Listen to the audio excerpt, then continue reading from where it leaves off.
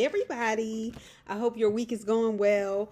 Allow me, this is just going to be a short video or whatever, because I had my Black History Month assembly today, and we brought in an author, Zinga Frazier, who wrote an edited volume on Shirley Chisholm, first Black woman congressman ever, and she was from Brooklyn. Speaking of which, my apartment building is being foreclosed upon.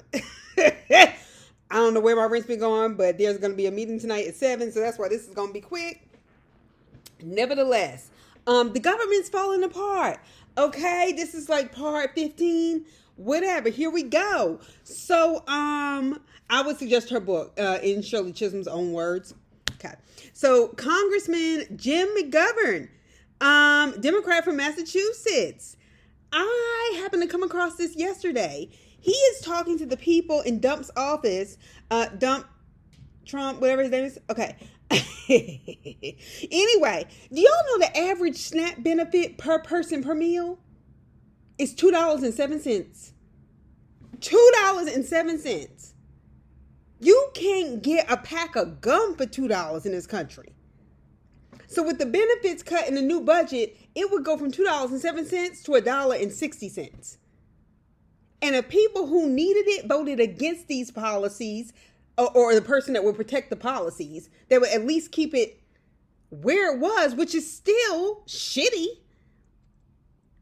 And they are sitting there being questioned about this. Like the people, I want to make sure it's clear. Jim McGovern was taking the person to task that works for Trump. Okay. He was making a point. And I'm thinking to myself, that man was sitting there with a straight face, not caring, and calling this waste. It's waste to help people eat.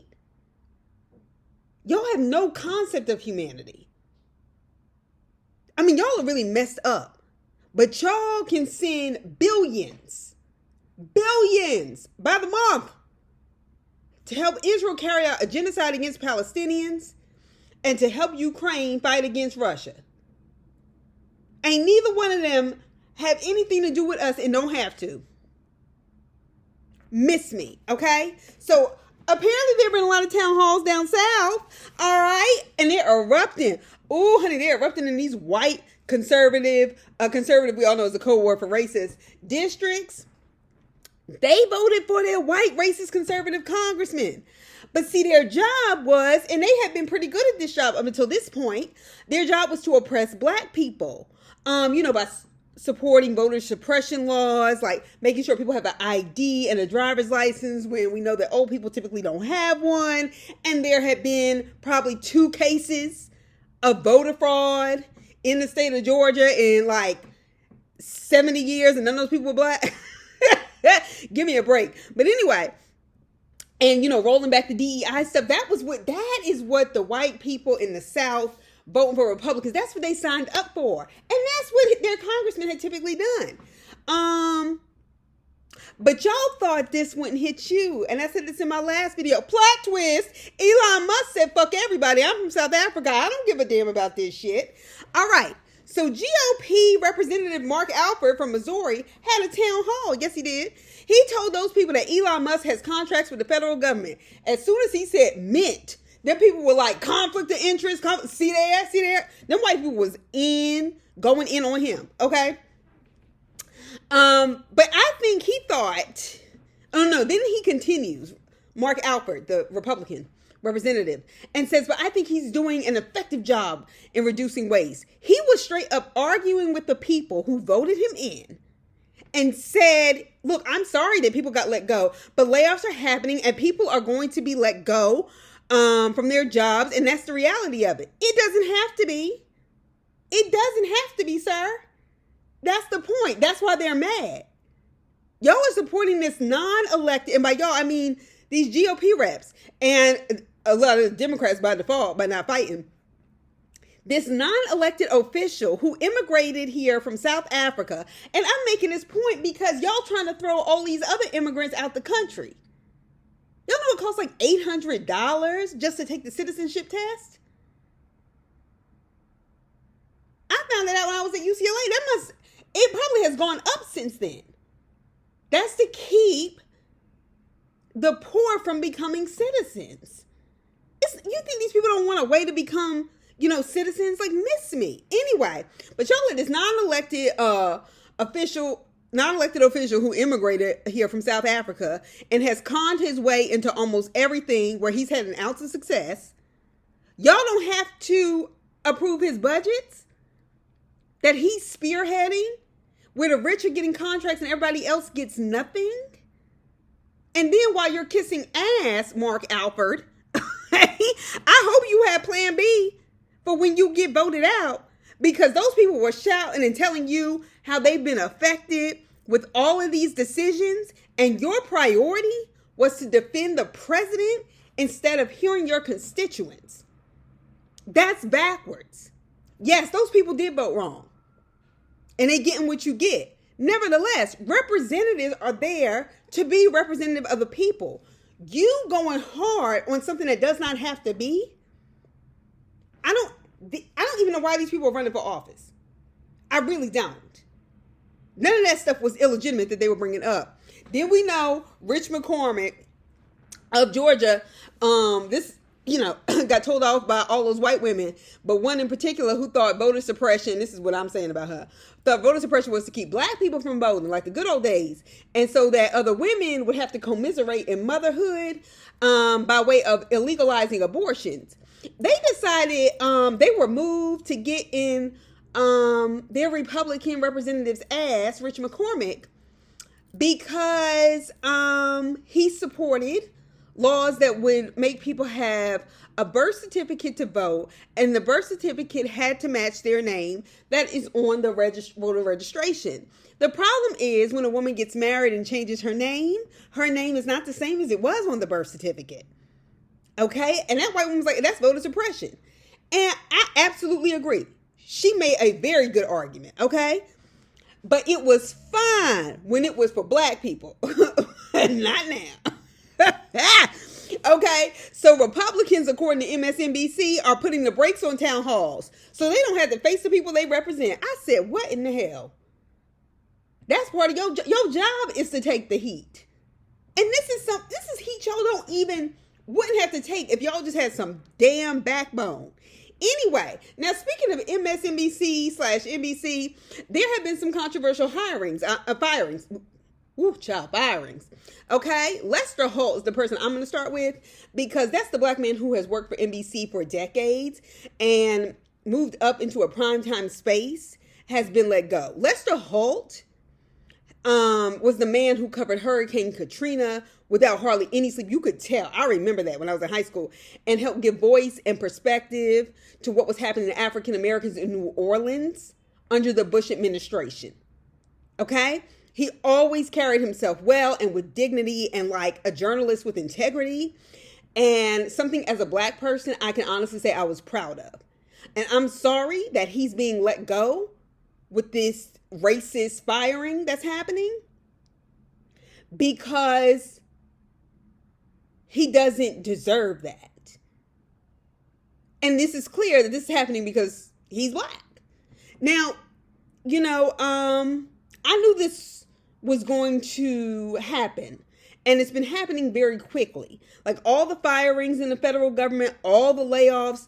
Let me tell you something. If they're allowed to do that with the government, all this is doing is setting a precedent for all the private companies, all the corporations to let people off, lay them off, deny them benefits, continue to tax overtime, Social Security, and people's tips heavily. So it ain't like, oh, I don't work for the government. No. See, that's the thing that got us here. That's their problem. What did Martin Luther King say? Injustice anywhere is a threat to justice everywhere. And he was right then, and he's right now. Okay, you got to listen to the prophets, the real ones. Okay, so anyway, I knew this was going to happen when ABC settled with Donald Trump for that defamation suit for $15 million.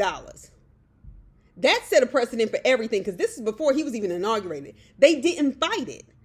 They got scared because he won the presidency and didn't want pushback. These people didn't even go to court over defamation. ABC got it. ABC is Disney. After George Stephanopoulos said Trump was found liable for rape in the civil case in reporting, when in fact he was found liable for sexual abuse, not rape. Y'all paid that man $15 million in a defamation suit without even letting it go to trial. Y'all are all in it together. All y'all getting something out of this. If you mean to tell me you don't think a judge wouldn't have seen how rape is still a form of sexual abuse, miss me. Miss me, okay? Anyway, so I know people are tripping the most, and that's why I started with Lester Holt about Joy-Ann Reid. Honestly, my reaction was, I don't care. I don't care. I am very aware they are firing black people from NBC and MSNBC as a way to please Trump, as a way to support white supremacy, and making these points about rolling back on DEI. I mean, PBS closed their DEI department immediately. Yes, they work for the government, but it's also like it's PBS. That actually was y'all's whole governmental purpose. Anyway, and I'm going to tell y'all why I don't feel a way about Joy Reid, because she's been on the air for 10 years. Additionally, there have been black women like Alex Cross, not to be confused with Alex Wagner, Melissa Harris Perry, who I also had some about, but they got dumped too. Okay? And I know everybody has a job, so on and so forth. I don't know what they did behind the scenes, but y'all saw other black people get dumped and didn't say nothing. And by saying you saw it, I'm talking about people like Joy Reid. MSNBC has a kind of news that focuses on this liberal Democrat leaning, not left leaning, not to be confused, because the Democrats are so lukewarm, okay, that I just don't care. I hate to see somebody fired unworthily, but at this point, I just think journalism as a whole, I mean, Fox News has been propaganda, racist propaganda, wild propaganda, and it is the most watched news network in the country. Both of them show these extremes that are just like, sometimes it's just a little too much, okay? So speaking of other reductions, Rachel Maddow, who is also a gay white woman, has been moved to one night a week after being on air Monday through Friday in a primetime slot. She used her voice live on her show this week to say that there is something wrong with all the firings of anchors of the very network she was sitting on and the laying off of producers for these shows, and how Alex Wagner is losing her show, a person of color, and she's going to be moving into a senior analyst position. That's just like when you come on to different shows. And she was like, but Joy has simply been fired. And that shows you it's a hierarchy. Alex Wagner is, part Asian. And there is a racial hierarchy. That's why I say at the root of all of these things is anti-blackness. I get it, but I also am just really tired of the talking heads, POCs, or the black people who tap dance for Fox. I'm just done. I'm done with that. Speaking of Rachel Maddow, she interviewed Hakeem Jeffries a couple of days ago, and y'all know I went in on Hakeem Jeffries last week, and I'm about to go in on him again. Somebody got in my comments when I tell you they were pissed with me. They were mad. They were like, we need all the black people we can. Not just Jasmine Crockett. We need all kinds of black people in these positions of power. And I stand now where I stood then. You don't need black people in positions of power if they don't represent our interests. It's no good. If you just get a black person espousing white rhetoric, no, we don't need that. In fact, we're past that. And this person was like, promptly unsubscribed. And I was kind of like, okay. I mean, maybe she's his niece or something, because she seemed to take this very personally. I mean, like a hostility. And I'm just like, best of luck to you. All right. Anyway. So she interviewed Hakeem Jeffries a few days ago, and she asked him about the statements he made to the press that I went in on last week when he said the Democrats don't have any leverage because the House and the Senate have majority Republicans. So we're trying to figure out what we can do. That never stopped those Republicans from obstruction when President Obama, when they said we are here to make sure he fails. And for no other reason than the fact that he was black. They didn't go that hard on Joe Biden. They didn't go that hard on Clinton. And they went hard on Clinton. And Obama did more for them. Anyway, And honestly, those kind of statements make you look fucking weak and lukewarm. You're saying that in public at a press conference, a national press conference on Capitol Hill. We're trying to figure out which leverage. You are a dummy. And if he doesn't, I mean, I just don't understand what you think that position is for. You are the senior member. You are the minority house leader. And before you were the majority house leader. Like, so Maddow asked him, how do you think your constituents are experiencing your statements you're making when you're practically giving concessions, my words, essentially to the Trump administration without a fight, including those in your community? And she said, you are saying you understand the scale of a threat and you have ideas. That's not concrete. That's not reassuring. So his bitch ass said, well, I come from those communities. My ancestors were enslaved, so on and so forth. He said it was his experience and that African Americans have been under siege for a long time. And I was thinking to myself, so what are you doing about it? Yeah, that's true, but you're in a position of power. You're not those ancestors. He starts saying, well, we are going to channel the spirit of John Lewis, all this bullshit to try to pull, and that's not to John Lewis, but I'm saying invoking these people's names as if they didn't put their whole bodies and lives on the line. Died in this process. Because John Lewis was still young, relatively speaking.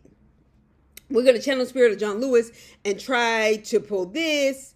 He was basically implying that this white woman should shut up because I'm black and that's sufficient enough for any answer I give and you don't have the place for it, and miss me.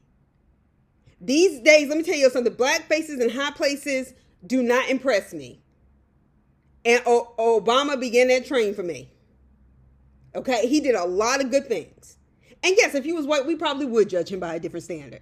But we also voted for him precisely because he was black. And he was articulating issues about homelessness, issues about poverty, issues about race when he was running in a way that made us feel seen, which is why he had the coalition that he had, that groundswell he had in 2008. Nobody could have predicted that. But black faces in high places without a conscience of the conditions of black people, fighting for our rights and writing legislation that will protect us politically and economically is what we need and what we ask for. And what helps black people always helps the country. Hell, because everybody else benefits from it. White women are still the highest beneficiaries of affirmative action. Are you for real right now? Like, miss me. Jasmine Crockett was asked outside of Capitol Hill, like on Tuesday, what she would say if she talked to Elon Musk today. And she bent over that mic real quick and said, fuck off. I said, go off, sis. Go off. Okay? So, the days of what looks like positions of power, Hakeem Jeffries trying to imitate Obama and stuff, Obama's already done that. And that worked for him. The copycatness, not taking a stand, or trying to always run the middle, miss me. Okay, Eric Adams, mayor of New York City, who nobody wants as mayor, even though I never voted for him, even when we had ranked choice vote, and I didn't even put him on it. He didn't even make my top 5, 6, or 7. Anyway, Eric Adams, another sellout, who I never voted for, I can't emphasize that enough, and told other people not to vote for, because if there's anything I know, never trust a black cop. Okay, he hadn't been at Gracie Mansion. That's the home where any New York City mayor lives, okay? This week for Black History Month. That's like Tiger Woods showing up to Donald Trump's Black History Month celebration when they said we're not celebrating Black History Month anymore. And Tiger Woods, who has never wanted to be called black or treated as black, that's when he decides to show up. If you don't take your monkey trifling ass on somewhere, go. Anyway, but back to Eric Adams. And he told the crowd there at Gracie Mansion who was there, he said that all of these Negroes asking me to step down, God forgive them, this, that, and the other. And the black anchor on Fox 5, the local Fox 5, New York City, and I don't mess with Fox News like that, but I don't care. This guy was on it. It was a black man. Said, are you saying that all black people who don't support you should support you because you're black? He was like, no. He said, so who were you talking to when you said Negroes? And he said, everybody has asked me to step down. People all across the city have asked you to step down. And people all across the city have also taken it up a step and said you need to go to jail for all your corruption. Everybody else around him going down, got charges, indictments. And I'm just like, bruh. No, not bruh, because he's not one of ours. Anyway, so then he calls Adams out again in the same back and forth about how he's been calling black people Negroes in public speeches for the past couple of weeks.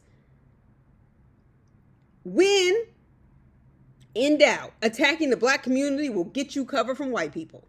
And I'm glad that anchor held it down, because he was like, essentially, don't play in my face. Don't act like you're talking to everybody. You said Negroes. Who the hell is that supposed to be? Anyway, but you've gotten temporary coverage, Eric, from the likes of Trump. So you can carry out the unethical forced deportations. And you have to, because those charges will resurface if you don't. You were stupid for accepting that from him, because that wasn't nothing but blood money, blood coverage, and everything else. But if you were smart, you wouldn't have committed them crimes that got you in trouble in the first place. So I'm not going to waste my time with that. But anyway, still happy Black History Month. Go check out the book in Shirley's own words. There's a lot of speeches from Shirley Chisholm. Also kind of changed my mind about some things with Shirley Chisholm. See you later.